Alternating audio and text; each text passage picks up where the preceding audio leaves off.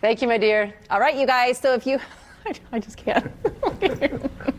I love the glasses, my man. She's cracking up because we all have safety goggles on. You guys look good. Randy and I always ask the same question at our budget meeting, our meeting before the show. Sure. When Rick Crosslin's going to be on, we always say, are we going to get to blow anything up? And this morning, Jason, our executive producer, said, maybe.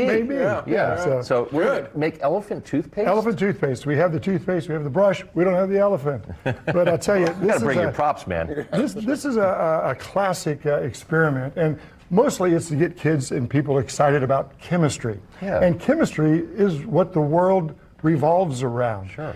There's like 118 elements. 84 of them are on this planet. The rest have been made under, really nuclear explosions and type things. But one of the most common elements on asteroids and outer space on the sun is hydrogen. Yes. And so this is something you probably have at home. Hydrogen peroxide. Hydrogen peroxide. Now, hydrogen peroxide, when you buy it at a CVS or somewhere, is usually like 3%.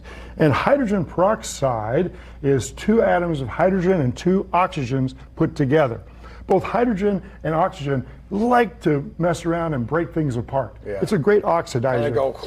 They do. They like to break the bonds. And so our recipe, I think, on your media shows a home version of this. So I'm glad you got your goggles on. Yeah, I'm glad we do too. So I put some soap in there and some hydrogen peroxide. Now this may or may not be as big as a what we call that, a decomposition. We're going to break that hydrogen peroxide down into 2 things. And then I'll use the big boy here in a minute. But the 2 things are going to be hopefully water and oxygen. And so we have some soap, we have a catalyst. The catalyst is yeast. And yeast. So, yeast. I'm going to use something else, but Randy, you can use this, and George. We don't drink this, right? No, it's warm. And we're going to yeast. pour this into Pour the whole thing in here? And maybe this will, all of it? We'll see what happens. Just pour about that. That's probably good. Let's see what happens right there. Keep going, George. And we're starting to see a little bit of a reaction. Yeah, a so little this bit. is a safe home version of it. And you start to see, there you go. And that's because I used 3% hydrogen peroxide. So we're not getting, we're starting to get It's going a up reaction. and up, yeah. So this is I wish the thermometer would go up like that, Yeah. Well, if you put your hand over here, this is actually going to get warm. So okay. this is a good, safe one to do at home, but hydrogen peroxide will burn your hands, and so you want to be careful. That's why we're wearing goggles. So this one's kind of cool to do, but the kids can have fun with that. This will keep going. But Why is George's going faster than mine? Well, I poured a little more in, I think. Oh, okay, there you go, George. There you go. Catch up. And maybe the different amount. This is some 35% hydrogen peroxide, Yeah, which put is. a little more in mine. Let's see what happens when we put a little more of that in there, and that might make the reaction Ooh, go it's taking quite off differently. now. And Now we're talking. We have about a minute and a half. I want to see what happens down there. Oh, look at that. Is it going to keep going? oh yeah. So Oh, yeah. that one, and as you can feel, you can put your hand on it, you can start to see some heat, feel some heat, because it's an exothermic reaction. Okay. Exothermic means it gives off heat. Yep. So when you look for a chemical reaction, you either look for a color change, a gas, or a temperature change. And in this one, you get both.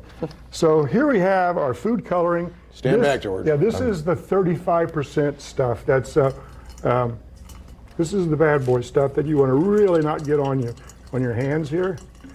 And I have a different catalyst. Instead of yeast, like this one's still going, I got this stuff right here. This is some potassium iodide. It's all fun and games till he gets the potassium iodine out. That's the Yeah, catalyst. 1 minute there, Rick. 1 minute. All right, here we go. So let's see what this one we should get a better reaction. I hope. Let's see what happens. Oh yeah, now we're yeah. talking. Yeah, there we go. And it's a time check. Whoa. And it's a good thing we moved that away from the monitor. That's right. And if you feel, put your hands on here. This is Yeah, you an can exothermic hot reaction. Oh, you can do And it. so what you got here, you got oxygen and water. And so that's why this is elephant toothpaste. If we only had an elephant.